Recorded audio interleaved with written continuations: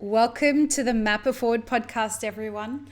Today's episode of the podcast is brought to you by Coffee Fest. Check the links below for the upcoming Lean into Leadership workshop that I'll be giving in Tacoma on the 14th of this month. Today on the Map It Forward podcast, I have the absolute honor of being joined by Chad Trewick from the Specialty Coffee Transaction Guide. Hello, sir. Hello, how are you this fine Monday? It's an absolute pleasure to have you. Thank you for doing this. Thank you. Thank you very much for the opportunity.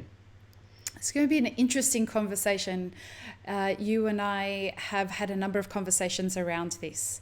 And we're going to talk about the transaction guide. We're going to talk about the coffee price crisis. We're going to talk about a whole bunch of stuff. Sounds good. Sounds good. So where I want to start, I guess, with this is the idea that we are in a situation that is so far beyond a crisis that I don't know that people are quite understanding we haven't reached enough of a tipping point yet that enough people understand what's going on. Do you agree? I definitely agree. I mean, I sort of take issue with the use of the word crisis here because it's been used before.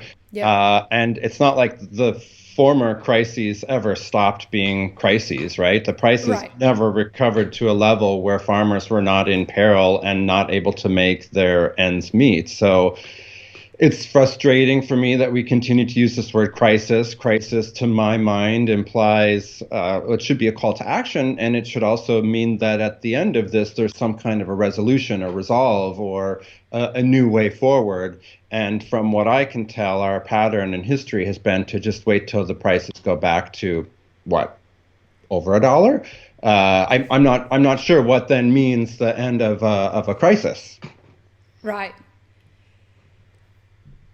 I take the stance that this idea of a coffee price crisis is but one consequence of a deeper problem here, and that's a coffee branding crisis. This idea that we call Folgers and Nescafe and Elixir and cold brew and espresso and pour overs and like siphons and all of these things, as well as roasted coffee, is all called coffee. Yeah. And the price range between all of that stuff is 7 cents a cup for Folgers or Nescafe instant coffee, and up to $100 a cup for a pour over made with a coffee that sold for over $1,000 a pound, and yet we're calling all of it coffee. And I'd love to hear your thoughts on where the branding crisis sits in relation to this idea of a coffee price crisis. So what I find really interesting is for the last, let's say, 30 years I'm going to speak mostly about United States consumption. Okay. But for the last 30 years, we've seen an incredible increase in the amount of what's called specialty coffee being consumed, right? And that category makes up an ever-growing portion of overall consumption numbers for the country. But there has not really been great definition around what that really means. And I like your branding crisis nomenclature here, because there really is this hole in the whole plan here that says, wait, you can put anything in a bag and call it specialty coffee, and still get credit for it. Right. Build your own brand, attract consumers who are into connoisseurship of higher quality goods. And so because there hasn't been a lot of oversight or definition around what specialty means, any and all things are being called specialty coffee. In fact, I sometimes wonder what it would be like to go back in time, let's say these 30 years, and taste some of the coffees that the then innovative and new brands were putting out to the market to introduce the market to special coffees. I have to tell you, based on my own personal experience, the things I know about our industry, the supply chain partners that I work with personally, those big brands aren't putting the same coffees in those packages that they were 30 years ago. And instead, what they've done is they've sort of changed what's in that blend and in that package to modify the cost of goods that is represented in that package. But the message to the consumer never varied from that specialty coffee. It never was said or known or shown that it was going to be increasingly diluted, or I'll say bastardized, by the inclusion of some of these other low quality coffees in specialty coffee. I call it the fuckery machine. The fuckery machine. That's nice. That's nice. It's apt though. Like, as a business owner, I got to tell you, having been an entrepreneur now for like almost 15 years, 12, 15 years, I think the most disheartening part of all of it was coming to realize that there is a fuckery machine that gives people the edge over product. So quality of product, quality of human, quality of integrity, level of integrity, level of dedication and grit, and all of that doesn't stand a chance up against the fuckery machine. The machine that has a lot of money and marketing dollars and consumer research and visual campaigns and dishonesty. And it is, I mean, especially in this situation, I'm talking about the idea that of the example that you just gave, people being happily willing to say that they're selling specialty coffee, but they're not giving people even the basic fundamentals of what we talk about with regards to specialty. They'll say it's a specialty grade coffee and they're putting a coffee that's clearly commercial. Anyone who knows how to taste it knows that it's a commercial coffee. Right. Just the base minimum of that bullshit is one thing. You know, that's just one part of the fuckery machine that when I look at what you guys are trying to do with the transaction guide, I immediately start thinking about, well, how could the fuckery machine infiltrate what the very good intentions behind what the transaction guide is trying to do could achieve? And so for anyone who hasn't seen the transaction guide or hasn't heard of it, let's first of all unpack what that is, because I want to deep dive into it and what it's about. And before we do, I want people to know many people who have apps and who have the thing that's going to solve the coffee price crisis, I say that in inverted commas, many of them have approached me and wanted to come on the podcast.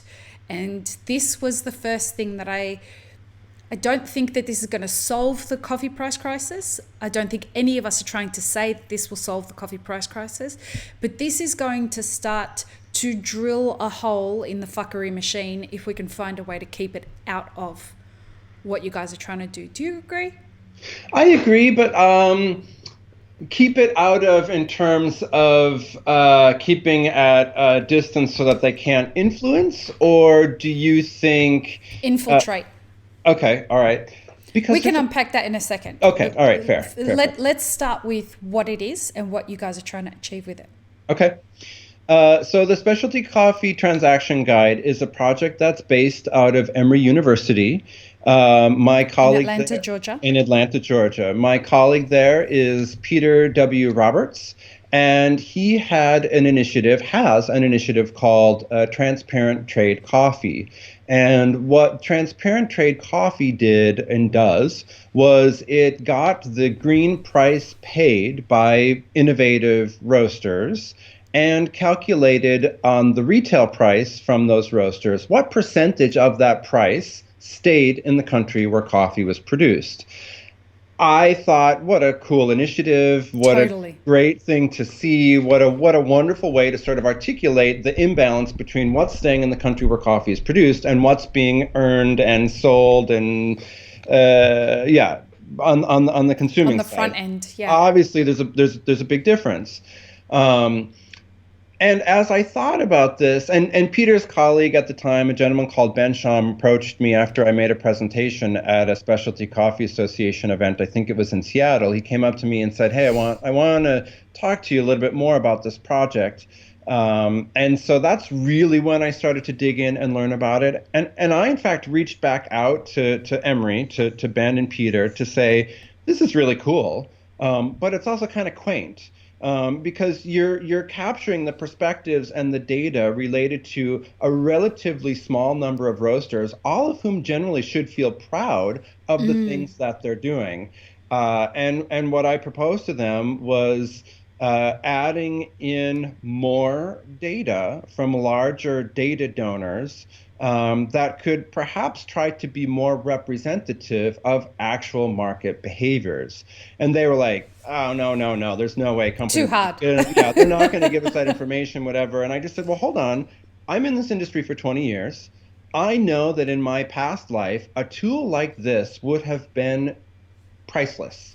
For me to have been able to look and see what my peers in this industry were paying for similar coffees to those which I needed to buy would have been an incredible asset to me instead of having to look at the commodities market price. And so I said, please trust me, trust this industry, trust that there are enough people who are fed up with the way that things are going and need another tool to use as a price benchmark. They will contribute.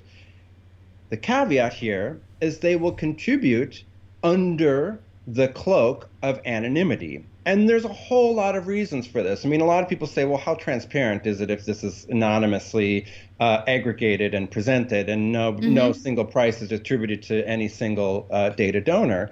And our position is we're not looking to give prizes or shame people for their behaviors. What we're trying to do is get a sense of, for the specialty market, the differentiated coffee market, how are coffees being priced related to their quality and quantity?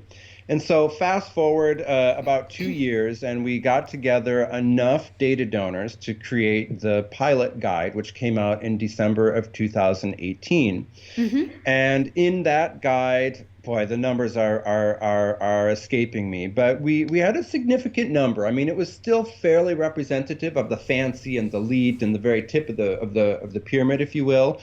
But it started to show us and give us some insights. And then we revised the 2018 version in the middle of this year to increase the number of data donors to, I think it was 39.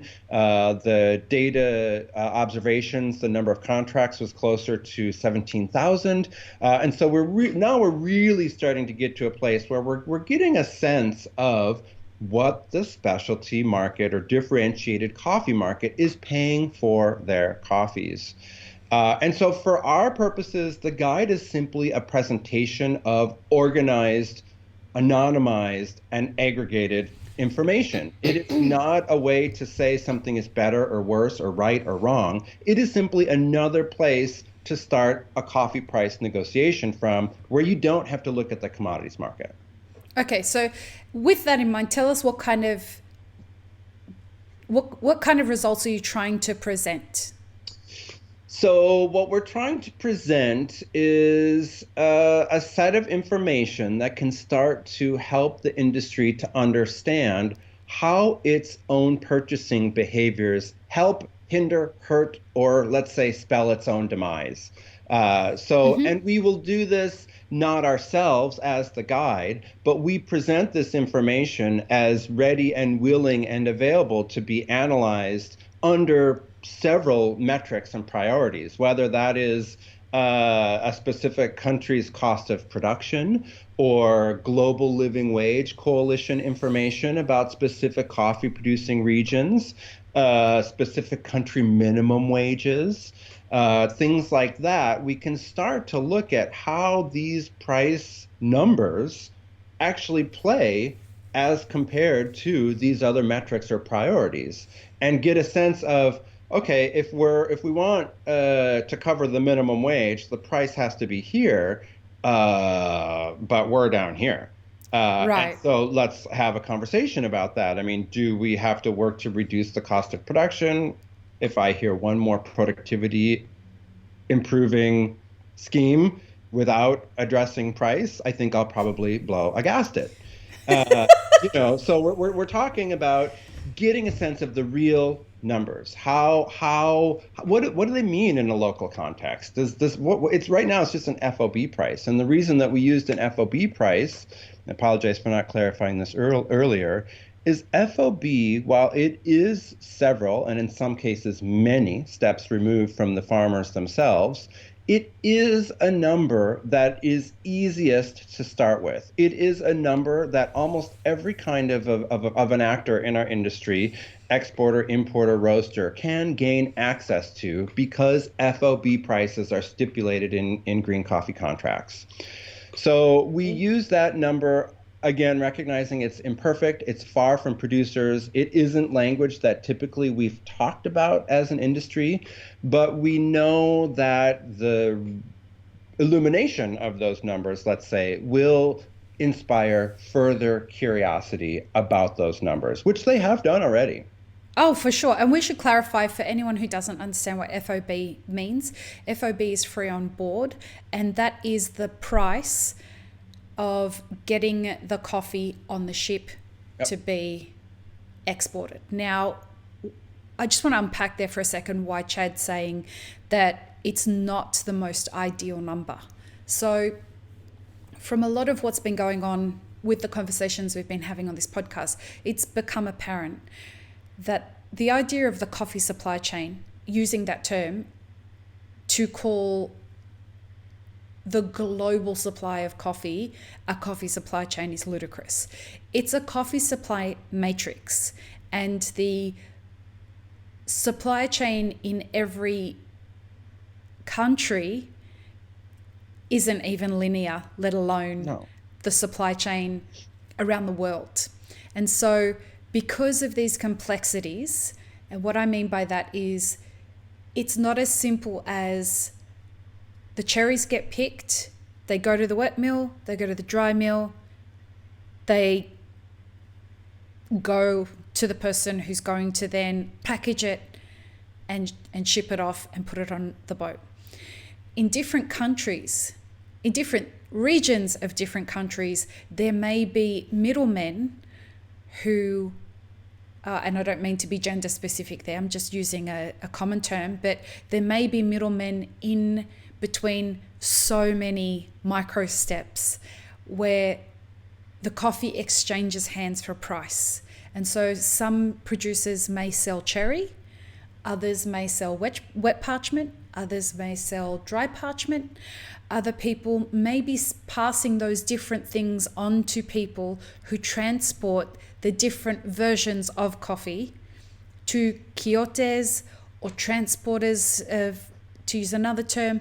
So all of these things happen in different ways, not only in different origins, but in different regions of an origin. And therefore, it makes it very difficult for us to understand what we really mean by the term farm gate, which is what would be a much better indicator of what the farmer is getting. However, we can't pinpoint what we really mean by farm gate, even in one single origin, let alone in the whole coffee supply matrix. And so this is why it's so important for us to acknowledge that right now, because we don't have any agreed upon standards that people have to record, we've got to start somewhere. And the FOB price is a data point that is required by law in contracts that has to be recorded. And it's easily accessible, and it's a data point we can start collecting data from. And it's not ideal, as Chad said, but it's important for us to start somewhere. Yeah, well, and another thing that I think is really interesting to consider is Something that I didn't talk about yet, and I'm sure we'll talk more about, but so we pair two general large concepts together with the guide. One is the improvement of the information environment just by putting information out there about prices being paid, right? So that's information environment. The second is capacity building in the countries where coffee is produced, and really working with producers themselves to know and understand that this guide exists, that there's a segment of the market that's paying these prices. That doesn't guarantee that they're going to get those prices, but if their coffee qualifies for these prices, then maybe they should start to think about changing their commercial relationships or going to their current buyers and saying, hey, I know this guide exists and that my coffee would qualify for this price here. Should we have a different conversation? That conversation has to be enabled by a greater clarity or understanding about what that FOB price means to the pockets of the producer, him or herself. Right. And so what we've done is we've piloted this workshop through Grounds for Empowerment, which is another program that's run out of Emory University under Peter W. Roberts. And we work with producers to try and understand their own businesses, how they're making, or in most cases, losing money for the last several years. And then we talk about how they sold their coffee versus how they could have if they were in touch with a part of the market that was more likely to pay these prices. And that right there raises all kinds of, let's say, suspicion, resentment, anger, frustration, and a general feeling of just, well, what the fuck? We've been taken advantage of for a super long time here. What is going on? And so I think that sentiment is going to find us in a way where we seek greater and greater efficiencies and how that coffee moves from the farm to the export bay.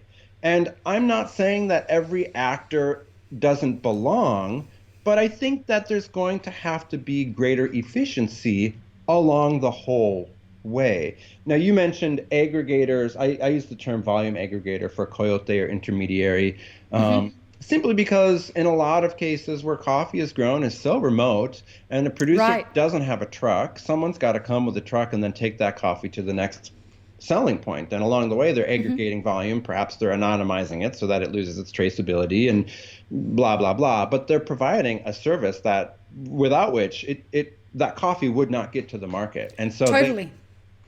I'm not trying to diminish needed. it. Yeah. I just want to clarify that. I'm not trying to diminish the role that the quiote plays in the supply chain. It's a very important role in many situations. It's just something that we need to understand presents an additional complication to us being able to get to the core of what the farm gate price is.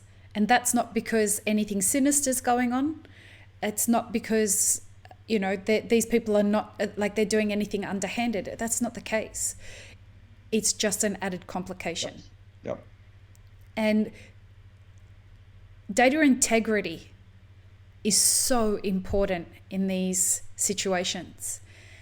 And if we can't get to the core of the data that we actually ideally want to be presenting, we've got to start somewhere. We've got to be able to my mind, and it's why I'm really excited that even though you guys can't hit on farm gate, you're starting somewhere and it's being done in the right way, in my opinion. You've got a numbers and economics guy and you've got a coffee guy and you guys are working together. Again, I don't mean to be gender specific. It's just the actuality of the fact that you're both men. But the idea that we have two different sides of the understanding of the industries coming together saying, we don't know how to fix this, but we won't know how to fix this if we don't start understanding it. Yeah.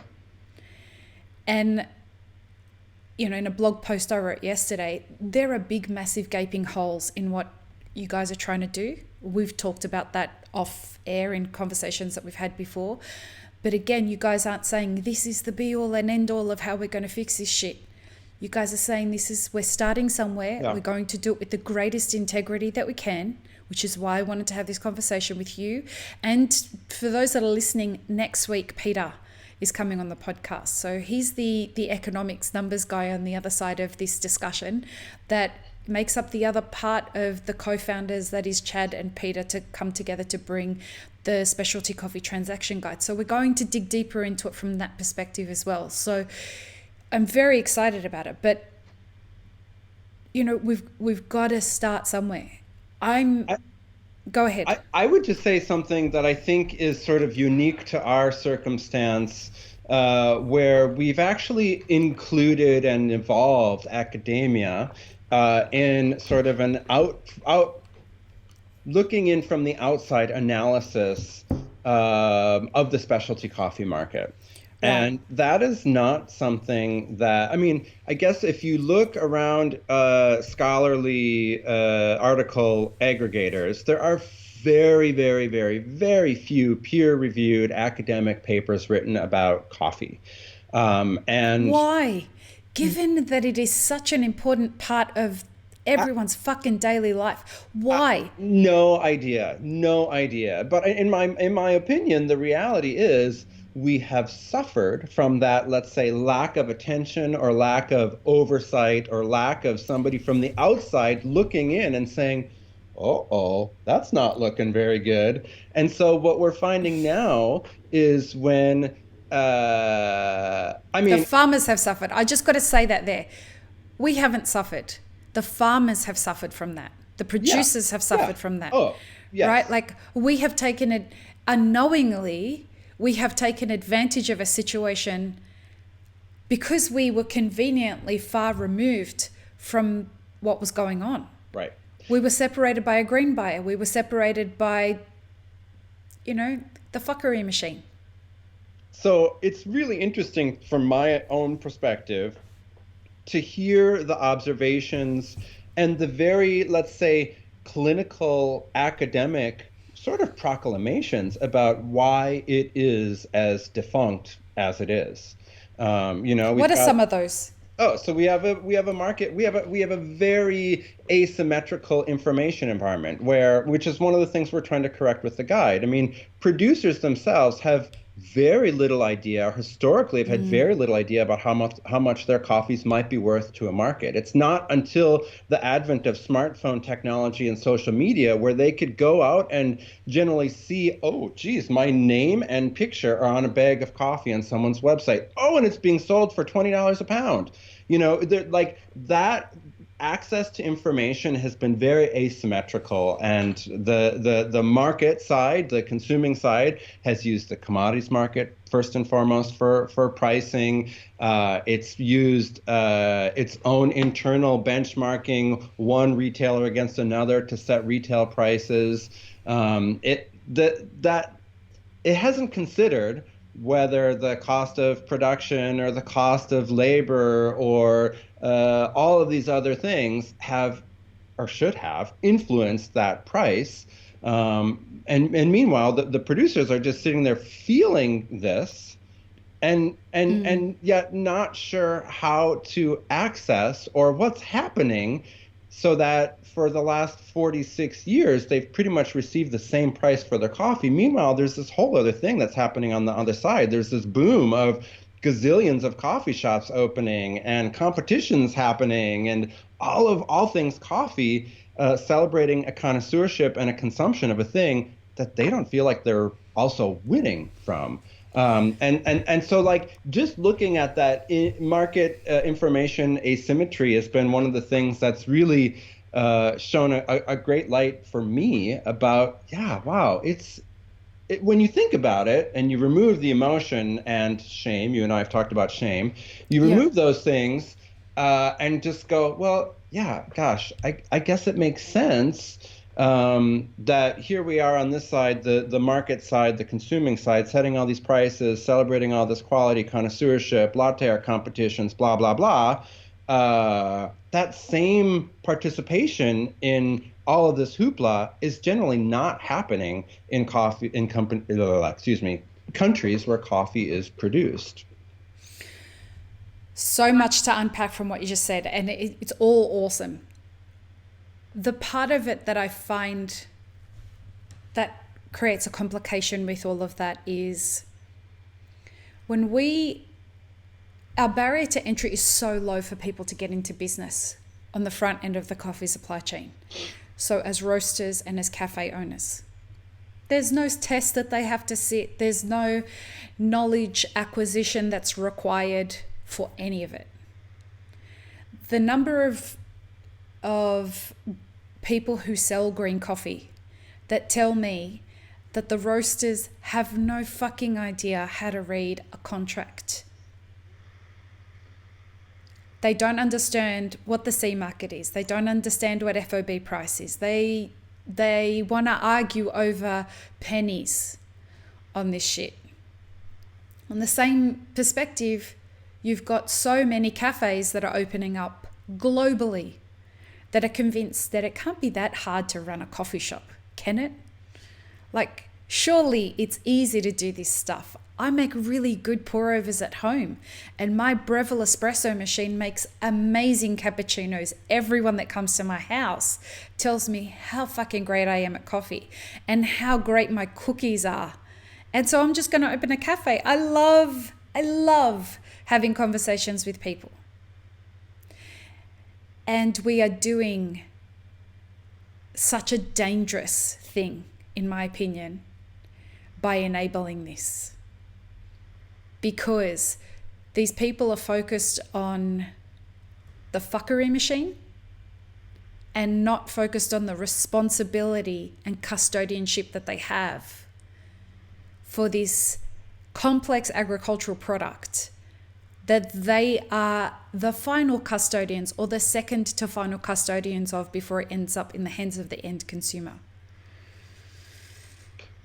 And we're playing a dangerous game, in my opinion. What do you think?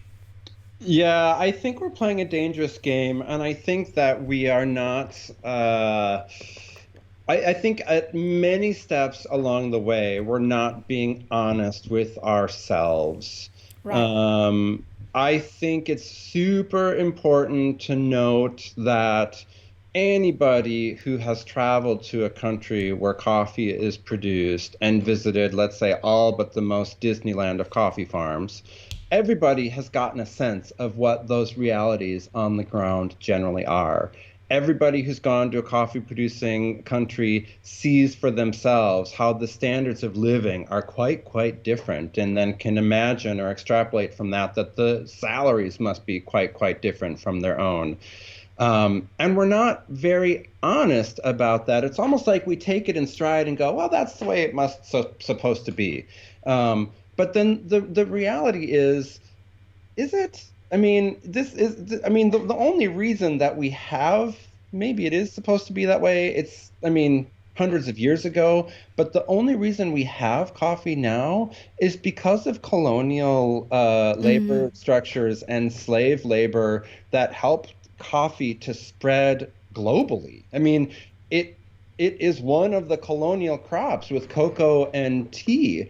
The reason that we have these grand scale plantations and coffee operations and sectors in many coffee producing countries is because colonists came and brought coffee and put the locals to work for virtually nothing, and were able to produce this cheap good that then was sold as a luxury, and we're still there. And so I guess people can go and they can see and they can feel like, well, that must be the way it's supposed to be. But we know better now. I don't think it's really supposed to be that way. And I think this is where we start to drive to the heart of what's going on. We should know better, but do we actually know better? Do we care that we know better? Or do we just, and I don't know, I know better. I know you know better. I know people who are donating to the transaction guide supposedly know better because they're donating their data. They're donating their data. But do we know better? Because it's still fucking going on. It's still going on, but I think that there is a fear to lead. And the reason that I say that is because most large coffee companies globally have some form of farm operation, whether it is intense capacity building initiatives. They have some kind of involvement at the production level. Right. I mean, if those companies could honestly look us square in the eyes and say, oh no, coffee production is a viable and completely profitable business, I feel like I would just I would just walk away. Okay, I'm done. These companies must know, they absolutely must know based on their own personal experiences that the prices they are paying are keeping farms from making money, keeping farms from being a viable business, keeping people's lives from developing, keeping investments in technology from happening, keeping more efficient production systems from being developed, because they know what's required. Each of these companies knows what's required to have a viable, profitable, productive farm entity. And they also have to juxtapose that against the prices that they're willing to pay and see that what they're imposing, it's not going to work. And so like there's this it's just not going to work. No, we had Tim Winterbow on the podcast earlier this year, and he owns a coffee farm. And he's saying, I'm going to hold on to it for maybe a couple more years because, at the end of the day, it's still a business enterprise. It's a business endeavor. And I just can't understand how to make it profitable. And Sasha Sestic was on the podcast last week and he said the same thing. He said we've got 4 coffee farms and they're all experimental. We're not using them as an endeavor to make money. We're using them as endeavors to figure out how to fix this problem of farm profitability, specifically coffee farming. So how do we use the resources that are naturally available on the farm to cut costs, create better coffee, increase yield, and make this idea of coffee producing profitable? They both agree that it doesn't look good. And so from where I'm looking at it, these big companies, and correct me if I'm wrong, these big companies and their endeavors into coffee producing through having their own farms, it's part of the fuckery machine. It's a marketing stunt so that they can say this coffee comes from our own coffee farms. They can take the loss. Yeah, whether it's a marketing or some other sort of supply chain cost. Yeah. I will say though, some of the organizations use those farming centers for capacity building and for learning in terms of the standards that they will also impose in their own, let's say, responsible sourcing guidelines and things like that. Mm-hmm. But yeah, I mean, to me, that's one of the hardest things to reconcile is like these companies have these operations. They know full well what it takes to be profitable in the coffee production environment. And then they also know and understand what they're doing, right? I mean, it's this, yeah, it doesn't come out in the wash. It does not reconcile. How do you feel about that?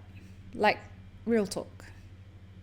I have a very personal relationship with my work, and I feel very passionate about it because for let's say at least 10 years of my career as a coffee buyer, I didn't quite take note of the disparities. It wasn't until I had my own sort of personal moment or epiphany or realization or whatever when it occurred to me that the reason my favorite farm that we were piloting Rainforest Alliance certification with, the farm that I visited 5 times a year and had done so for years and years, it occurred to me that that farmer's son had forgone the opportunity to go to university because of the coffee prices that I was paying, and because I was buying most of their coffee. And at that moment, I was like, oh, and I'm doing that. Why? I'm doing that because coffee is priced on this international commodities market that supposedly tells us how much it's worth. And since that moment, it's been a very personal and a very passion-driven kind of work for me. And so I feel like we are thanklessly exploiting and extracting while making heaps on the consuming side of the value stream. I think that there is room for us to cultivate a story in the coffee space about the fact that this is a luxury. This is not something we need. This is not something we should still be beholden to modern day slavery and colonial labor structures and paying below cost of production prices for. This is not food. This is not something that's going to give us a whole bunch of nutritional boost. This is a luxury. And that we take advantage of and celebrate the connoisseurship and appreciation of and have competitions about and all these things. And yet the underbelly of it is so underbelly and dark. Gross. Yeah. I can really relate to your epiphany. There was a moment for me, I think it was late last year, early this year, and I've never been to Origin. And having been in the industry for nearly 18 years, I'm ashamed of the fact that it took me this long to have the veil lifted. But I started to understand, like, oh my God, I've been an unknowing participant of this fuckery simply because I didn't ask the questions. Simply because naivety was en masse, by the time I'm a part of the industry, it's a wave that we're just riding, right? Because we're going to be an instrument in getting this product to people, and my role in it, I'm going to do the best that I can, and I'm going to do it with the highest integrity, and I'm going to represent this coffee the best that I can. And the idea of understanding what buying philosophy of a company is, understanding what trade practices and trade standard practices are, and understanding that every one of us has a responsibility to understand what role we're playing in what we're doing. That ignorance has led the world into the fucking state that it's in right now, in my opinion. But it's, yes, it's ignorance, but it's also quite intentional. And I don't want to say it's sinister. No, I'm talking about me. Okay. From my perspective. Okay. And from my perspective, the moment the veil was lifted off me, I'm like, oh shit. I have to do everything that I can to make this front and center of the discussions that we're having on this podcast now. And it took the podcast to a whole new level in the sense that we're focusing on something very important now. We're focusing, like, it's great to have conversations with really awesome people, but now there's an intention behind what we're doing that's about the kinds of awesome people that we need to talk about are the people who can help us understand the fuckery machine. And it is a jarring and somewhat traumatic to have that epiphany moment and understand your role in it, your unintentional role in it, when you think you've been doing a great job for the last 18 years. You know what I mean? Yeah, I do know what I know what you mean. I mean, thank you very much, contributed to an article that I was writing You're about welcome. just that. Like, and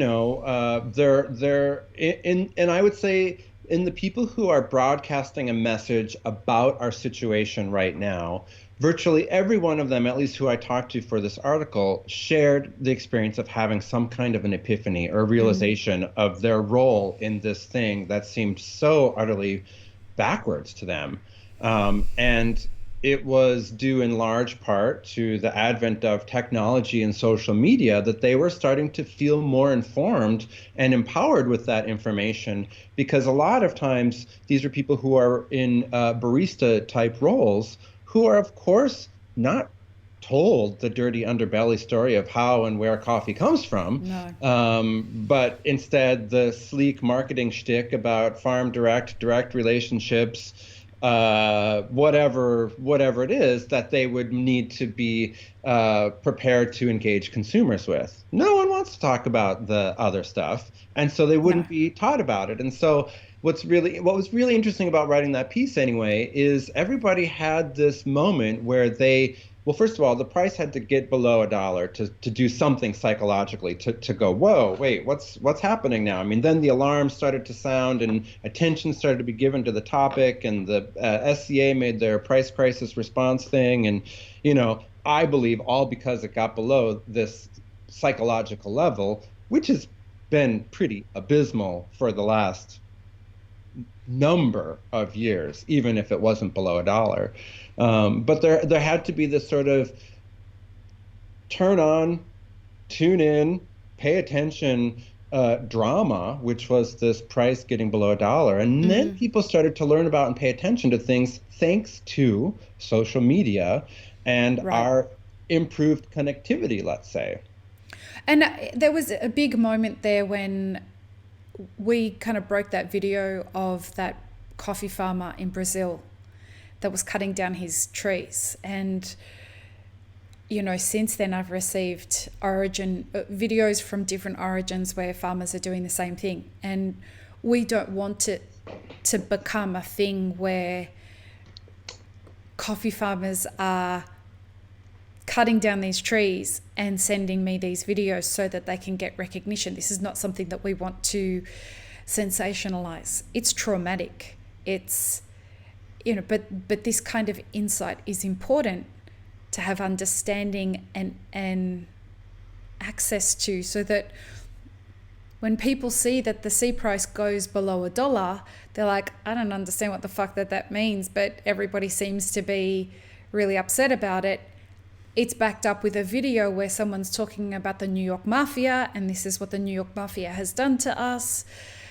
For people who don't understand, the New York Mafia being the exchange that trades coffee on the C market, or the ICE exchange.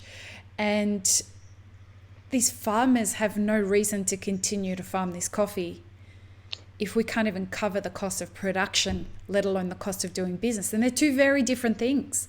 Like, the cost of production is one thing.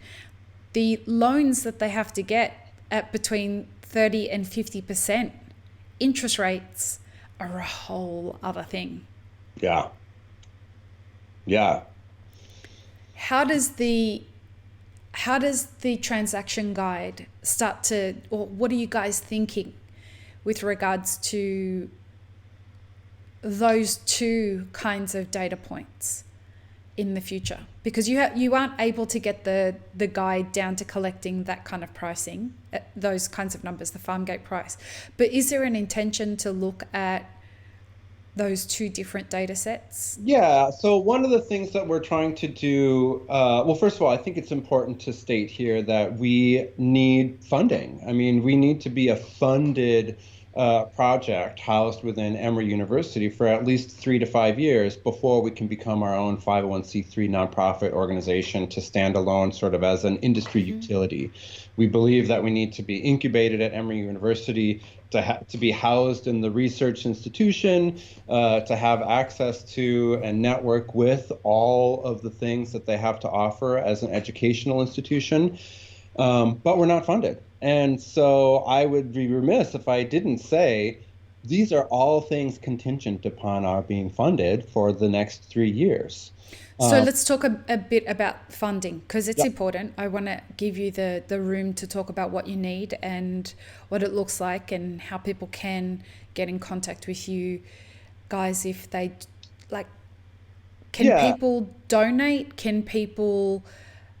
Right now, we've focused on donations from the coffee industry being primarily data donations. Okay. We did ask data donors this year if they would be willing and able to contribute financially, and I'd say a good amount of them did do, which is why we're still here. And have funding that goes just into 2020 as a result of industry actors who were contributing to the guide, their data coming together, and also contributing financially. We have Catholic Relief Services also contributed. S&D Coffee and Tea also contributed, and I call them out specifically because they didn't contribute any data. They just saw that this was an important project to incubate and support, and so they contributed financially. We have a 3-year budget that is just over $1 million. About half of that is research endeavors, and half of that is capacity building. Those are rough estimates. We've worked with Catholic Relief Services, the Inter-American Development Bank, SAFE and HEVOS. We've worked with quite a number of different funders, foundations, and entities like this. One of the frustrations we're finding is, for example, a project in Emory University can't be funded by these certain kinds of organizations, or a Why? project because of their own rules as funders. I guess their funds are earmarked to go to specific developing countries or Okay. certain kinds of projects, whether it's capacity building or whatnot. And so we're kind of working through that and trying to figure out how we make it fit most ideally for someone. But the challenge is trying to find the right funder, first of all, who's like, yep, got this. We will provide you oversight and accountabilities and funding so that you can do this thing. But that funder isn't going to necessarily come without limitations. So, for example, one of the limitations we encountered earlier on, and then we moved on from it, was like certain country work cannot be funded by USAID because of What does our. AID stand for? In I don't. general, what does it mean? Oh, it's the organization that works to fund different development projects globally. It is the United States Agency for International Development, I believe is what Okay. it is.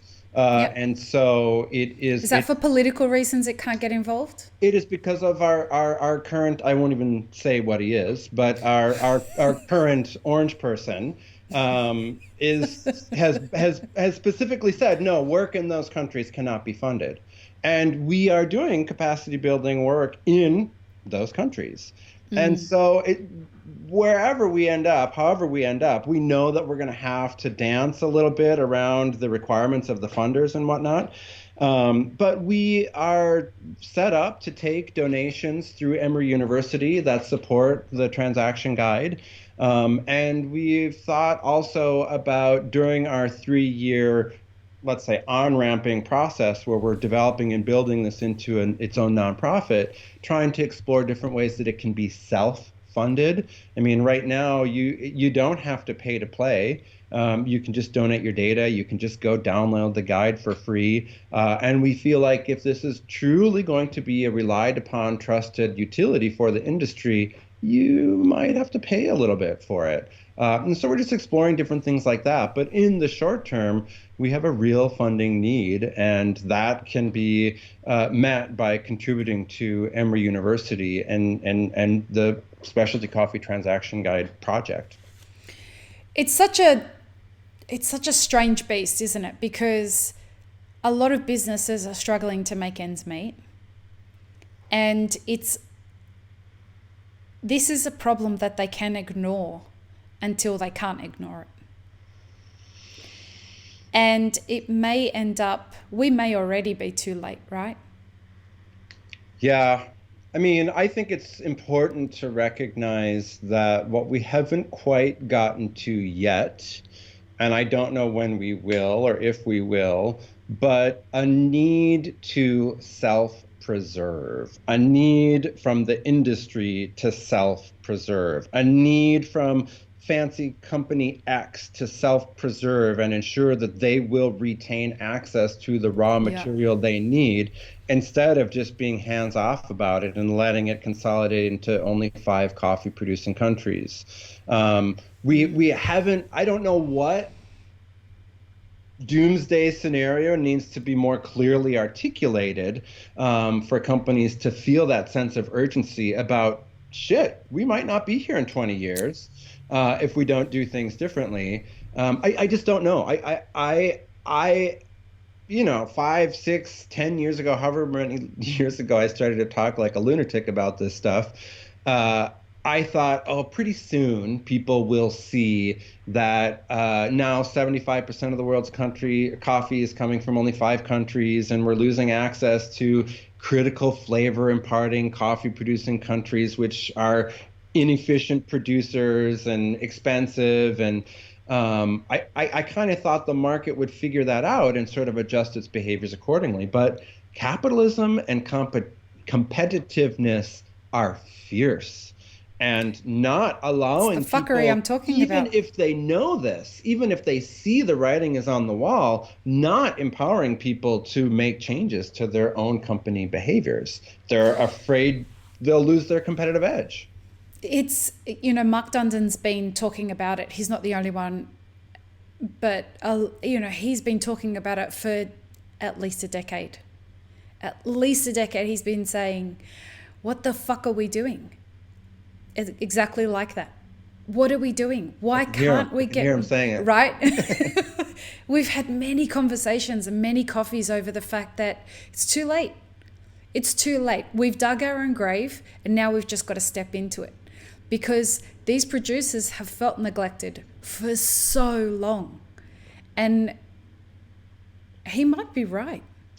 I talked to somebody the other day who was feeling pretty negative as well. And see, it's another thing that I think is important to personalize. I feel incredibly negative and even shameful for working in this industry, which I am now increasingly seeing as very exploitive and extractive. And so it's hard for me some days to face my work without just a feeling of defeat. If I may, yes, I feel like I'm the industry's big sister. You're gonna rally me? So what I'm gonna say to you is, you have taken your position and you have tried to be a part of change. You have taken the knowing that you have and shown up and tried to shake people and say, you've tried to shake the industry. You've been proactive in taking the information and the epiphanies that you've had and trying to advocate for change. Being buried in your shame and being buried in the destructive emotions that come from the awareness that you've had only stifle your progress. That's very true. Fair. Thank you for saying. You're welcome. I'm the industry's big sister. It's my job. But, honestly, some days it's hard to face it. And I do wish that there would be, I often think, wow, this whole thing is set up to be just the most ideal advocacy, guerrilla advocates, sort of journalist expose, right? Here you have this perfect scenario where you have fancy and highfalutin, line down the street or around the block coffee shops charging $6, $10, $15 a cup of coffee, telling the stories about farm direct and relationship with so-and-so and special process X and Y and Z and all of that. And yet, Houston, we have a problem. The farmers are still getting screwed out of participating in the value add that specialty coffee has been enjoying for 30 years. And from a consumer perspective, that's really difficult to reconcile. When I talk to somebody on an airplane, which I don't often do, admittedly, but I tell them why am I going to Guatemala or wherever I'm going, and what am I going to be doing, and what are the things that I'm working on? They honestly say, "What? You mean after all of this fancy coffee and a gazillion coffee shops, one on every corner, farmers are still getting screwed?" And I say, "Yep. Yeah, they are. That's the way this whole thing is working." Well, they're getting screwed whether they're drinking a cup of Nescafe or they're drinking a $3 or $4 latte. We have a very complex, multifaceted war ahead of us, in my opinion, battle. And that war is this branding problem that we have. We have to fight up against the idea that all coffee is coffee and that all coffee farmers are the same. I heard a conversation the other day on Rogan. I think I spoke about this last week as well. Forgive me if you're hearing this for the second time. But the idea that when Rogan was saying, what the fuck, bro? Like $6 for a latte. When did coffee get so fancy? Like, it's just coffee, right? Therein lies the problem. Yeah. Because we are calling it all coffee. I'm seriously considering changing, I can't believe I'm saying this publicly. I'm seriously considering the value of having the word coffee associated with elixir, because of the association that it has with instant and with all the other kinds of coffee. I think it does our elixir drinkers a disservice by trying to get their brains, and one key thing that we say to them is like, look, this is made out of coffee and water. They're the only ingredients in this. But I just need you to take everything that you know about coffee and park it to one side for a second. And it's only when they do that that they can access the experience that is elixir. But we should be saying the same fucking thing when we talk about a $100 cup of Gesha. Right. We should be saying the same thing. Because when we're talking about a really great Nikise served as espresso, because we don't understand what the reference point that the drinker has for coffee. And if we don't start to battle that war, I don't think we're going to have any penetration in this battle that we have in getting people paid properly. But so do you think that there will be, I mean, we've seen that there are limits to, but there is some price elasticity as prices have had to go up on the consuming side. If the market ever goes up, then the retail prices go up. In my personal experience as a roaster retailer, we certainly heard about the couple of pennies per cup that people are having to pay extra, but they very quickly sort of forget about it. Do you think it's possible to carve a niche or work toward a definition of certain special fancy coffees or whatever they're called that would start to command in a more mainstream way these prices, so that we could start to get to a place where you associate good ethical consumption behaviors with a certain kind and bad unethical underpaying consumption behaviors with another kind of coffee? I mean, do you think we can get to that kind of a contrast? So here's where the problem lies with that, Chad. Yes, we can, but it will be for the kings amongst gods of coffee. It won't be in any way, shape or form enough to move the needle on anything that bears any change at origin. So the farmers who are providing coffees that do fit into that scale of economy, they're not the ones that are paying slave-like wages. They're not doing massively well, but they're at least able to pay their employees. They're at least able to feed their families. They're at least able to have cupping rooms and beautiful farms. And again, I say this not because I'm negative or I'm positive. I'm neither of those two things. You and I have talked about this. I'm a realist. And if we don't talk in a very real way about what this situation is, we're just going to keep deluding ourselves. Yeah, I mean, I worry about that, though, because there aren't many people, let's say, in coffee producing countries who are willing, able, and or empowered to speak honestly about their truth and their circumstance. I will tell you that I have had hollering matches and arguments with people who were formerly my suppliers when I was a coffee buyer, and now I work with them in a different capacity. Really, really upset with them for not having told me for all of the years that we worked together that they weren't making money on our transactions. All right, go on. Like, I have a massive thing to say about this. This whole notion of having to be deferential to the market as a producer, it just reeks of colonialism and overlording, and keeps the position of power firmly in the hands of the buyer. And if that doesn't start to shift, soon what's going to happen is the buyers just aren't going to have anything to go and buy when they go and buy. I mean, I'm seeing it happen already in countless totally where I travel.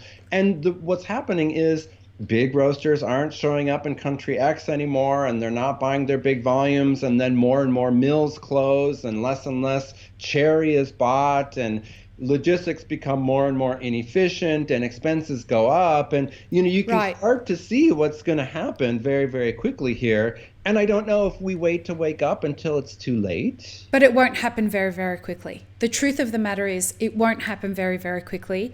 This has been happening very, very slowly over a few decades now. But I'll tell you that I see happening now, today, things that I maybe talked about 15 or 20 years ago with my friends, that I never thought would happen while I still worked in coffee. I mean, it's happening now. Like that's what I'm saying. It's very slow, right? But I think we're already seeing I think less than 30% of coffee infrastructure in a country like El Salvador is being used. Less than 50% of coffee infrastructure in a country like Costa Rica is being used. What does that say? I mean, that's an indicator about the sector there. And it's something that if we think coffee from those countries is important, we should be paying attention. Well, there's a lot of we should be doings, but it's like killing a frog. What's that saying? Killing a frog in lukewarm water, right? I know what you mean. Yeah. And so there's something that I really want to go back to that you said, that you were talking to these producers about the fact that they weren't telling you that they weren't making any money on your prices. I've been having a lot of conversations with producers off air. I've also been having a lot of conversations with employees in our industry on the front end of the coffee supply chain. I myself am also in the group of people, I consider myself in the group of people who I've been having these conversations with purely because I belong to a minority group. And here's the thing. Culture and our cultural reference points play an enormous role in what we're able to say and what we're limited to admit. Shame plays an incredibly large part in how we share our truth and what truth we share. And so when we ask people to admit to us that the price that you're paying isn't anything that is even close to paying their expenses, they feel utterly embarrassed at the precursor to that, which is the suggestion that because you think that that's the price that's worth paying, that's what you feel their value is. Yeah. They don't understand, because of a cultural reference, they don't understand that why you'd insult them by offering a price that's so low. But from your perspective, it's a net mechanism of negotiation. So if I present you with a price and it's not enough, your role now is to tell me what you need that's higher than that, and we can come to some sort of a compromise between that. Most cultures that are not white cultures don't operate that way. So I'll give you an example. In the Middle Eastern culture, which is the culture I was raised in, even though I was raised in Australia, when we talk about money, pretty much believe none of anything that we're saying. Because it is shameful to admit if I don't have enough. It is shameful to admit if I need help. It is shameful to admit that I don't have enough to give you of what you're asking for. So if you tell me that you want to buy something for a certain price and it's under the cost of what I'm willing to pay, my culture tells me that you would never offer me that price if you could afford more. If you could afford more, you would naturally tell me that that's the price that you were willing to buy it for. But in the respect of the position that you're coming from and my cultural upbringing, I have to make a decision that that's the price. And I either have to say yes or no. I'm not going to negotiate. And this is a massive failing of when I'm going to use the word the West. I'm not going to say white people. I'm just going to say the West. This is a massive failing of when the West goes into these countries without any idea of what the origin of the culture is and how they communicate,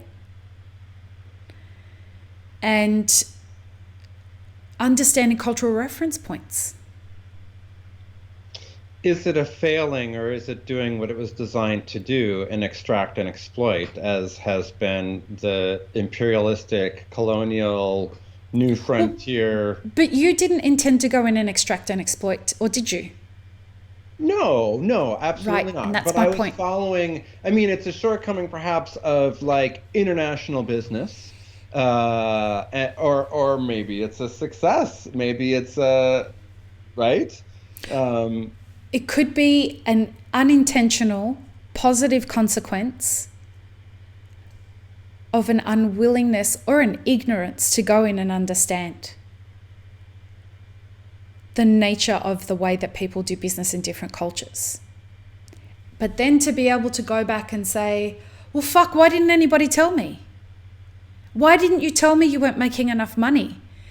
There's a kind of arrogance in that.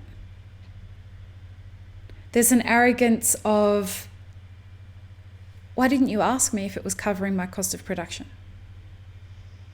Well, in this case, I had done, and we'd even done exercises and worksheets and filled out expense categories, and they weren't completely truthful. Again, culture.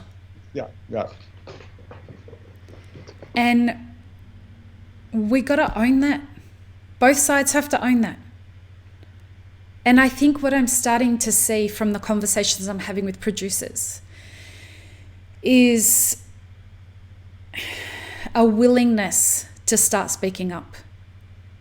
If it's too late, I don't know. But I hope so. But we have an enormous task ahead of us And that's why I think this transaction guide could be helpful. If its intention is to unpack not just what the real numbers are, because I still want to talk to you about data integrity. We cannot end this conversation without having that discussion. So if I don't get there, please make sure that you bring it up. But we have to find a way to start getting real numbers around what the actual cost of production is and what the actual cost of doing business is for these producers. Because a lot of them, like cafe owners and like roasters, are in the business of producing coffee. They're not in the business of running businesses. Yeah. In my previous life, I was a musician and a record label owner. And the one thing that I heard every single musician, me included, say, I don't want to fucking take care of marketing. I don't want to take care of profit and loss statements. I don't give a shit. And my accountant would just keep telling me, you can not want to give a shit as much as you want, but that's not the actuality of it. That's just going to mean that you're going to do bad business. And so we have to find a mechanism that if we really want to help these producers, we've got to find a mechanism that empowers them with regards to reading financial statements, understanding cost breakdown analysis, communication strategies, marketing, how to work in teams. We've got to empower them with that. If we really genuinely want to reverse the effects of colonialism, we have to empower them. We can't just throw money at them. That they're still not going to understand it. No matter how much, let's say we double what we're paying them now, still not going to be fucking enough. It's not going to fix this crisis. In my opinion, for whatever the fuck it's worth, from all the conversations I've had on air and off air, we're Band-Aid fixing right now. The producers that are actually starting to make headway in specialty coffee are the ones who have got VC funding. They've used that funding to start connecting with people in country, in coffee buying countries. They have started to work with world champions. They have started to work with competitors. They have started growing varietals that they know people want, not just what they can get their hands on. They have paid marketing people to elevate their brand. They are traveling to different countries. This is not the kind of thing that smallholder producers can do. And I think that the way that we can really help and empower, I'm saying this, but I don't know the mechanism that we use to actually carry this out. We need to empower smallholder producers, whether it be in specialty or commercial. We have to empower them with a mechanism to connect them with real life customers. And we've got to empower them with learning how to communicate in a way that gets them what they need. When you talk with Peter, make sure that you talk about the Grounds for Empowerment capacity building workshop, the business skills workshops that they're doing and that we've done together now 2 pilots of. Because we're trying to do exactly that, show people their own numbers, revenues and expenses, talk about the importance that they own their own story and feel empowered by that story rather than having it sort of taken from them and written by someone else. And then talking about the owning their side of the transaction, knowing that their coffee might be worth a certain amount to a certain part of the market. And the last thing that we're going to add to that workshop, and Peter can talk about it in much more detail, is a kind of like a buyer meets seller, all of the same transparency mindset kind of an event, where all data donors for the guide would be invited to this thing. All producers who have been in these capacity building workshops would be invited to this thing. All exporters who are willing to work as efficiently and transparently as possible will also be invited to this thing. And the whole idea is to try and connect and put people together who are all agreeing that business needs to be done differently.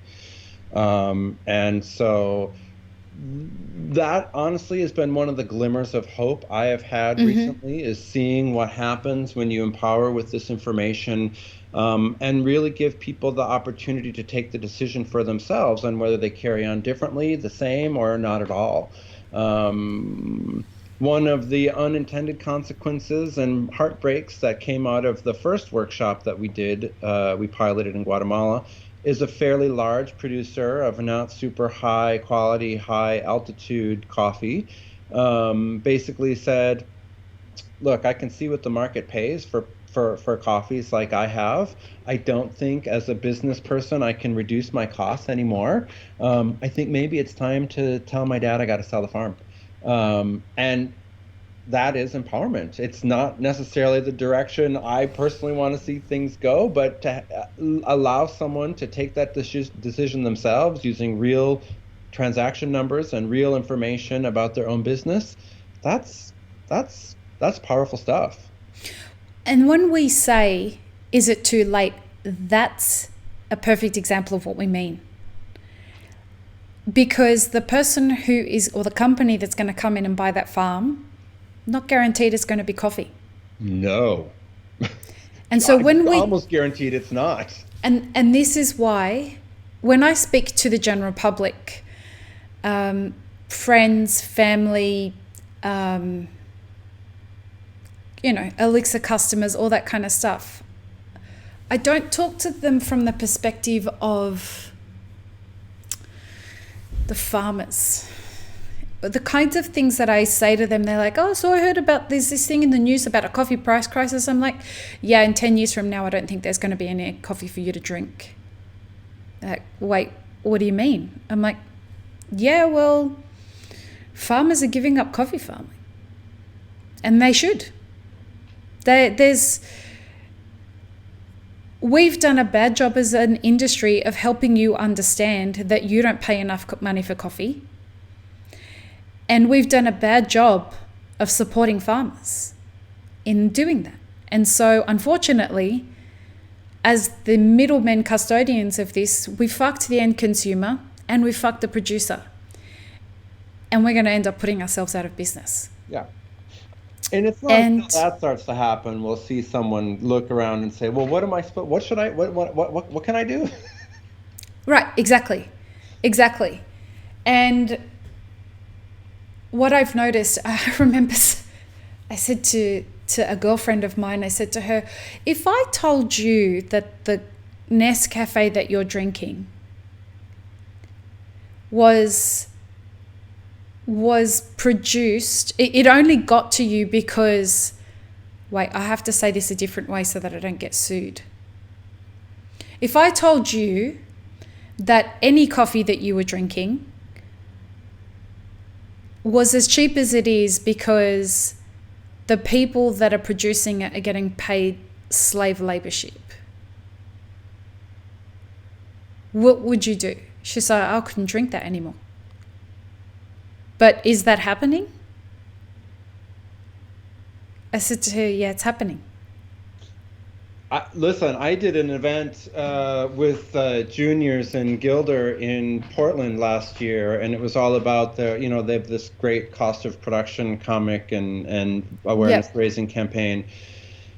And it was mostly industry folks who came to talk to us or came to participate in this event. And then afterwards, one consumer came up and she said, look, I'm just a coffee consuming geek. And she said, the thing that you said that most resonated with me was the fact that unless otherwise stated, I should assume coffee comes from environmentally and human exploitive supply chains, period. Because I very much feel like unless you're going out of your way to say how and what you did differently, But the problem with this is, and I caused quite a ruckus in Australia last year at a panel that actually Mark Dundon put on. And I wasn't supposed to be there, but ended up having to be there. I was in the audience. I was there because my visa had a problem with it and I had to spend an extra week in Australia. And one of my friends was actually on the panel, and I'm sitting in this room and I'm listening to this conversation and discussion about, we've got to start paying a fairer price for coffee. We've got to start making sure that the producer's taken care of. And I tried to shut my mouth for as long as I possibly could. And then I fucking had enough. And Mark wasn't on the panel. And they called for questions and they said, all right, Lee, you can have the last question. What's the question? And I'm like, why are we having this discussion in a room of people that already know about this? Why the fuck are we not having these conversations with the general public? Because if the general public don't understand this, they are unknowing participants of this situation. And until they are knowing participants of this situation, they're not going to change their spending behavior. So when I tell a friend of mine that, hey, how would you feel if I told you that the coffee that you're drinking is contributing to slavery? She's like, yeah, but is it? I'm like, yeah, it absolutely is. She picked up the coffee and threw it in the bin. That's the kind of... It's an interesting thing to think about, though, because, coffee is a very ritualistic thing. It would be hard to convince people that a part of that ritual had to be this consideration of more bad stuff in the world, right? I mean, so is it though? Is it hard to convince people of that? It's hard, maybe not hard to convince them of that, maybe hard to get them to be able to act differently or not just generally feel overwhelmed by, oh my God, now coffee too. But we're not telling them that. This is my big problem with it. We're so scared of the fact that they may just stop drinking coffee that we're not prepared to tell them, yeah. Hey, listen, this is what's going on. Yeah. And so we're complicit again from fear. And I feel like, well, if what we do say is, this is what's going on with coffee. We need you all to know this. We need to expose this huge, massive conspiracy that we have been complicit in, knowingly or unknowingly. Yeah. Yeah. And we need to use the words that need to be assigned to it, and we have to stop being scared of words like slavery and sex trafficking and exploitation and all of this kind of stuff. We have to stop being like, don't scare customers. We're at a crisis point. It's scary. It is actually scary. Yeah. Because in 10 years from now, only the wealthy will be able to afford to drink coffee. And produce it. I mean, I think I was on a call the other day with somebody who said, in 10 years, I'm not really looking forward to every coffee I buy from Central America coming from some rich hobby farmer. Right. The other thing is there's going to be the emergence of coffee, not coffee. This kind of idea of, well, we can lab produce a version of coffee that's along the lines of Beyond Meat. So we don't need to actually produce it in the field, on farms. We'll produce it in the lab and we'll sell it to you, and it will be much, much cheaper than what it currently is now. I mean, we adapt, and that's what's going to happen. With regards to employees on the front end, we're going to adapt. They're going to keep causing problems and creating these transparency wage spreadsheets and all of that. Cafe owners are going to say it's too hard to deal with human emotions, I'll just fucking automate. But that's not a solution either. That's not a solution that actually results in change. On the other side, with regards to what we're talking about, people will turn around and say, well, if we have to start paying real prices for coffee, let's just get some scientists and learn how to make something that emulates the taste and the effects of coffee in the lab, screw the farmers. We'll just lab produce it. But that doesn't fix the situation either. But it will be the way that it goes. I almost feel like sometimes, as I think about it, it's the way it is going. I mean, take away the lab coffee. But I fear sometimes with the price transparency and the information that we're putting out there in the market, we're very clearly showing how certain countries could be at a market disadvantage because coffee's more expensive from there.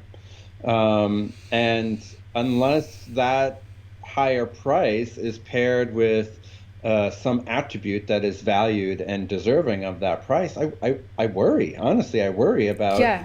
I mean, and that's honestly, I think why it was really hard to start having these cost of production conversations. No one country wanted to come out being the least efficient producer. Again, the shame thing that I'm talking about. Yep. And I'm not sure, and while I understand the need to improve capacity to run small business enterprises and whatnot, I'm not so sure that we should focus a ton on cost of production publicly. I think that is for farmers to work on and deal with and optimize to their own circumstance. In my experience with the coffee industry, too often cost of production has been used to set a minimum price. And I really bristle at the notion that we should just be figuring out what's the teeny weeny tiny little bit on top of your cost of production that I have to include in my minimum price. Do you know what I'm saying? I do. I think if I can just summarize it to make sure that I do understand, it would be if we equated that to saying, what's the cost of goods to produce a bottle of elixir? Yep. And I'm going to pay you a tiny little bit on top of that. Yep. And that's all I'm going to give you. Exactly. Now, I would consider that the only reasonable response to that would be, fuck you very much. Well, good on you. But I had come from a position of learning how to communicate that way and being confident enough to say that if somebody insulted me enough, and I've said it before. There've people who have come up to me and said, hey, so I'm thinking about $1. I'm like, that doesn't even cover my cogs.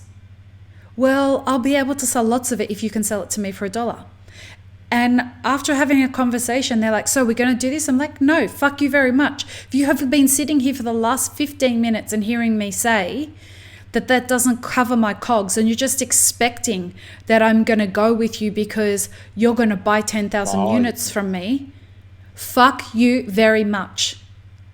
But for some reason, it's more acceptable for me to say that than it is for a coffee producer. Yeah. We haven't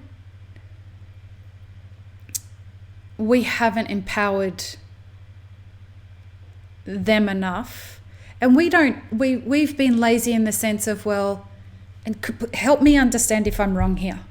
We've been lazy in the sense, as the buyers of green coffee, getting a real understanding of what it costs to produce coffee and run a coffee farm. Surely we know that we're not paying enough for it. Like, yeah, I mean, it goes to what I was saying earlier. I mean, there absolutely is recognition of this procurement habit we have and what it is doing to the communities that we supposedly are partnering with and depending on for our raw material. There has to be widespread recognition of that fact. I don't know that it can be any other way. I don't know that any single coffee buyer anywhere goes somewhere and can always be like, this all looks so great. Look how good we're doing. How do they do it? You have to help me understand it. How do coffee buyers go there, buy coffee for $1.50 a pound, knowing that it costs more than that? You can't tell me that they're doing it not knowing. No, but I mean, they're a cog in the wheel or a wheel in the cog, however the saying goes. I mean, they're a part of the fuckery, to use your word, right? Like, Yeah. so in many instances, in my own experience, for example, part of my remuneration and bonus was how well I did or did not do against my Yeah. cost of goods targets. In other words, did I pay a low enough price? I would So be it's a race to the bottom. Yeah, and it's also like that's normal company behavior. I mean, Right. any other, capitalistic corporate company, whatever, would say, all right, if you can reduce the cost of making that widget by 5%, I'll give you a bonus of 15%, or whatever the mathematics are. It's That's just the way very we much work. a part of, yeah, of the way these people work.